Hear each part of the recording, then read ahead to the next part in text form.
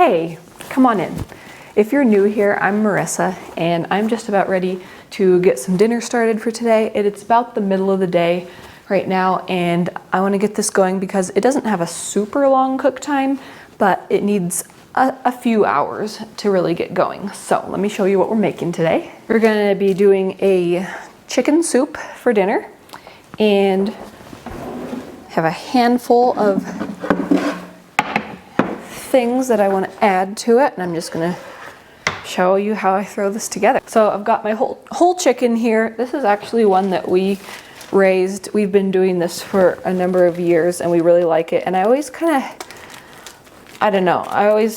when I'm like, and we grew the chicken ourselves, and I'm always like, I don't want to make people feel overwhelmed, but rather instead I want to look at it like we're very busy, and this is just something that we like to do. And so if you are in a position where you want to start raising some of your own meat chickens is a really great place to get started. I even know people who do it in town. If you have a smaller number of them and a big enough grassy backyard, you can absolutely raise some meat chickens in your backyard. You can borrow processing equipment. You can have somebody process them for you. There's so many ways to do it. So I say, we raised this chicken not to be like, whoa, now I'm stressed. Here's one more thing I got to do. No, you don't have to do that. If you don't want to or you can't do it right now, that's totally fine. We're all about no stress, right? Around here. No stress, peace in the kitchen is what we're all about. Like I said, I'm just bringing it up because if you do have this dream to raise some of your own meat chickens are a really great way to get started with that.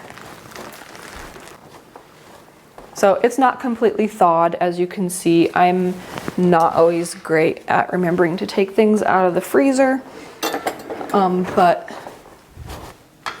that's totally fine. It still works out. We have such a problem with flies right now. It's the changing of the seasons. They know winter's coming, fall's coming, winter's coming, and they're just crazy to be in the house, and it's driving me crazy because I think it's disgusting, but yeah. So let me grab a couple things. So I have my onion. Let me get a couple other vegetables. And then as I'm working on my vegetables, I'm going to go ahead and start. See, people are always putting things away in all kinds of different places, and just makes it really hard to find what you need sometimes. Here it is. Oh, it was in the right place. It was me this time. Okay, so I'm going to start by putting water in here because I want to start getting that to come up to a simmer while I'm working on my vegetables. All right, so I have my spring water here, and I'm just going to add that. And then I'm going to start. I'm also very good at filling things way too full. So I'm going to try to restrain myself here, but I'm just going to do that much, and then I can add some more if it looks like there's room. But also I'm going to go ahead and get my salt and pepper in here. So what I'm doing to build this meal is something that you've seen me do. If you've been on my channel for a while, you've seen me do this many, many times, and that is using just like a template or framework. And when you know this secret method, you can build an endless variety of nourishing meals that are quick and easy. They are so supportive of gut wellness. So what that secret formula looks like is, first of all, you start with your meat. If you want those gut wellness benefits, you use what's called a meaty bone. So this can be anything that's raw with meat on it, that's got a bone in it, preferably a joint if possible. It can be a whole chicken like we've got here. It can be pieces of chicken that have bones and joints in them, like thighs, wings, necks, backs, drumsticks, that kind of thing. It can be other types of beef, lamb. I'm not going to bore you with the whole list, but I think you start to get the idea. So you start with your meat, and then you decide what flavor profile do you want this dish to have, and you can think about different ethnic flavor profiles or maybe herbs that you have on hand, vegetables that you have that you need to use up or that are in season and available around you. You basically just build, and there's so many options. So that's what you do. You meat first, meaty bones, and then I should have done one finger. Meaty bones, number one. And then you choose your flavor profile and then the herbs, spices, and vegetables that you want to go with that. And then from there, depending on what your needs are, if you are doing a gut wellness protocol like the GAPS diet and you need to stay away from things like breads, potatoes, pasta, and things like that, then you just leave those out and you can add your fermented foods, your egg yolks, extra animal fat, whatever you need to in that protocol. But if you're not doing that and you just want to be supporting gut wellness ongoing all the time, which is how we eat, then you can add other things like rice, maybe sourdough bread along the side with lots of butter on it, maybe potatoes, maybe some pasta now and then, something like that. So that's the secret framework, the secret formula for how I make meals, and it's so great because it's so easy. You're not spending much time in the kitchen. It basically makes itself. You've got all your elements here. You've got your meat stock, meat, vegetables, so many fun flavor profiles that you can use, and then you can add to that easily whatever else you want, your fermented foods, other starches, whatever. So enough talking, let's add our things here. I mean, I am going to keep talking, but I also need to get to work. So I've got my whole chicken in there, spring water. It can be filtered water too if that's what you have. We don't want to be using tap water. That's, yeah. Tap water has, unless you're in a place that doesn't add chlorine and doesn't add fluoride, which I don't know how many places there are like that, and it's good quality, then you're okay, but most places add things that, hold on. I'm talking too much and forgetting what I'm doing. Okay, I'm gonna rinse this off. Whew, the onions are getting to my eyes. Okay, so we are just going to chop these up. Depending on the type of dish, sometimes I'll leave them just in half like that, but for this one, this is going to be an actual chicken soup type of a dish, so I do want the onions cut smaller. If it's like a slow cooked casserole that's going for a long time, like with a type of meat that needs a longer cook time, like beef or lamb or something like that, then I'll oftentimes leave them bigger. But since this is a soup, we want them small. This onion is getting to me. Whoo-wee, glad we're done. Okay, and then I'm also adding some celery. I've got a bad piece here. We'll cut off the very ends. If you're new here, I have my own personal gut wellness journey that I've been through and my success story with that, things that I've been able to do, overcame a bunch of chronic health issues doing that. And so then I went on to become a certified GAPS coach, which is, if you're not sure what GAPS is, it's just a really, really good gut wellness protocol. So I'm basically a gut wellness coach. So that's my passion, is helping people, especially fellow busy moms, but you don't have to be a busy mom to learn. That's just what I know, because that's what I am, and so I love helping fellow busy moms. But that's my passion, is all the stuff that I went through and learned. I love bringing that to others so that they can experience it too, because to say it's life-changing feels like an understatement. Absolutely life-changing. Impacts everything. My kids, their future, everything. So and if you're in a place where you do want help with planning meals and things like that, I have done for you meal plans. I have a few different versions, and they're linked down in the description if you're interested. I have two actually that really focus on very specifically targeting gut wellness. And then I have another one that's more of just general nourishing. It also supports wellness really well too, but it does include things like sourdough and potatoes and stuff, whereas the other ones don't, just depending on what people's needs are. See, I've got a cat meowing very loudly. I just really want to make sure that he doesn't wake the baby up, because I've got a baby taking a nap, and nap time is when I get a lot done. So have him go outside and not be meowing in here loudly. But where was I? Okay, now we're starting to simmer. All right, so then at this point, we're going to go ahead and turn our heat down. We want it to be at a simmer.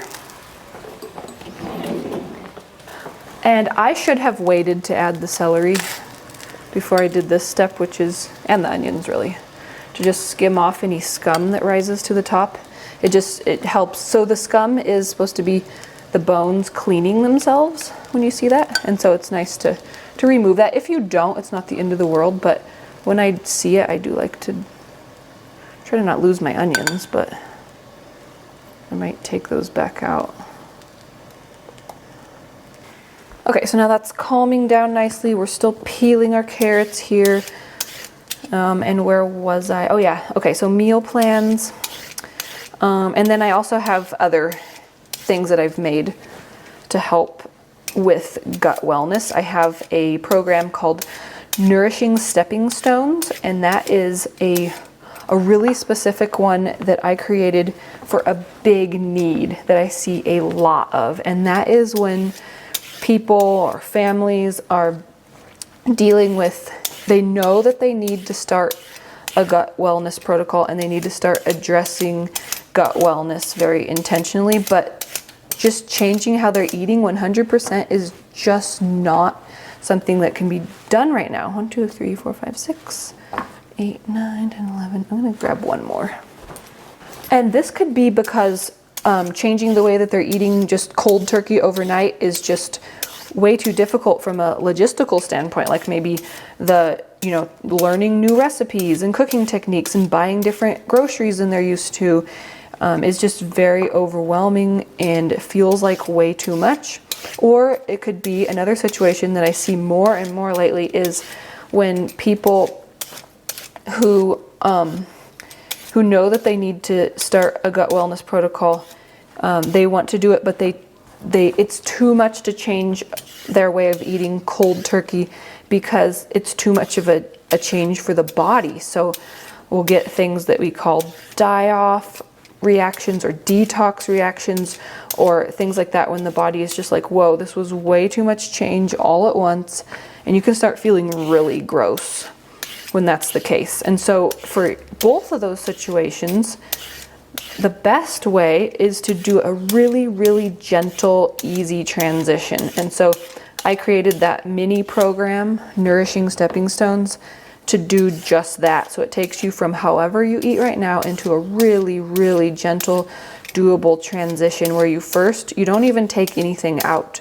You really just keep eating everything that you're already eating, and all you do is focus on adding one new thing at a time. And it slowly, gently builds a few really key new things in, and then after you've reached that point, you start leaving off some things that you need to take a break from for a while to focus on gut wellness, and then it takes you at the very end into an actual gut wellness protocol.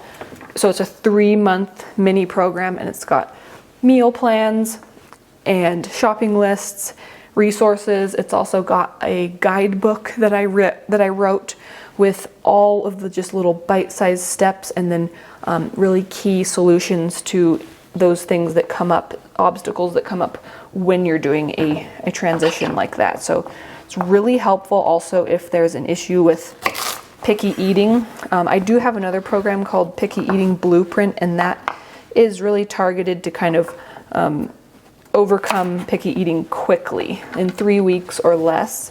But some people don't want to do that type of an approach. They want something more gradual. And so Nourishing Stepping Stones is a really great mini program for picky eating too, because very gentle and gradual and contains all the stuff that you need to help get through that transition easily. So all those are going to be linked down in the description if you're interested in any of them. I'm also really happy to chat if you have questions about any of them, or you're not sure what would be the best help for you in your situation. You can email me, or you can chat on Instagram as well, and I'm happy to talk about where you're at, your situation, and what would be the best next step for you depending on what your goals are and needs. So we're just continuing to chop everything up and add it. So at this point we have the salt and pepper. This is just really a really basic chicken soup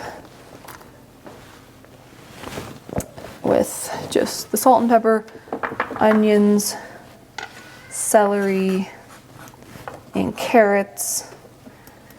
I think I'm also going to add some garlic too. So you can do garlic now and have it in there during the cook time, which is what I'm going to do just so I don't forget to add it later. But if you want more powerful properties of garlic, you can also add the garlic at the end. You can press garlic cloves right in, and that can be really tasty.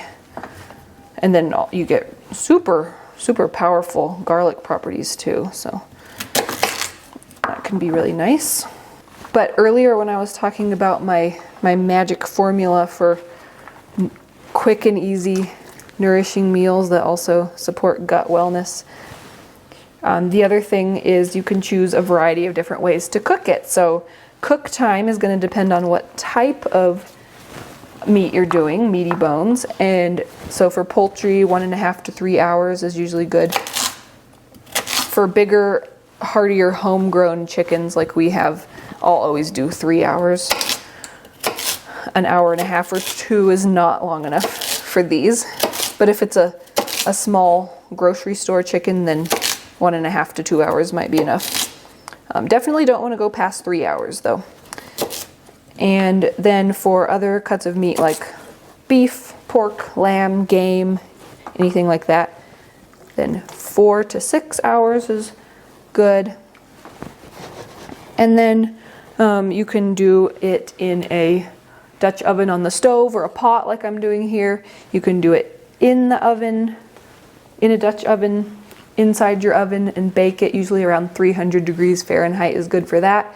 Or you could do it in a crock pot, turn it on high. Once it has reached a simmer, then you can start your cook time. Just a lot of ways to do it. You really just need to know your cook time for your type of meat, and then choose which of those methods works for you and your temperature. I usually do a crock pot on high or around 300 degrees Fahrenheit in the oven, or bring to a boil and then let simmer on the stove top. So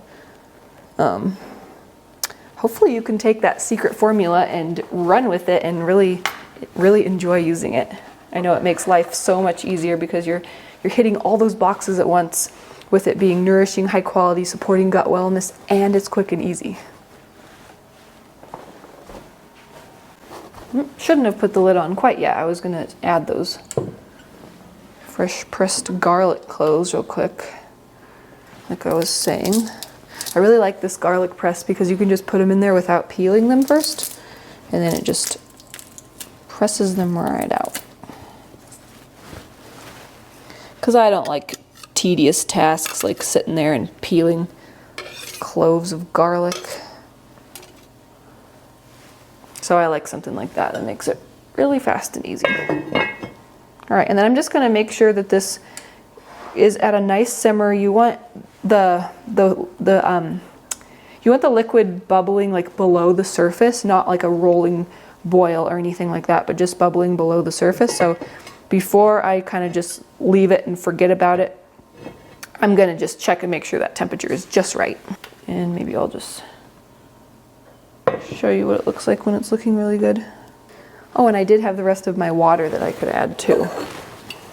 Looks like I do have room for that, so I'll go ahead and add the rest. And we were successful. We did not overflow this time, as I have done many times before. But, oh, I just added the water, so you can still see it. So you see how it's moving, but it's not like a rolling boil. That that looks really good. So then I'll probably check on it again once or twice before I just set it and forget it, just to make sure that it's at that really good ideal level of simmering. And then I'm gonna come back and show you what I'm gonna do with it next.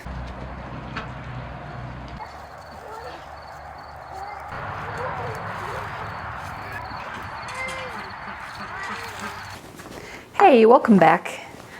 So we are ready to check on this and see how it's looking. It's smelling really good. Oh yeah, that looks wonderful. It smells amazing.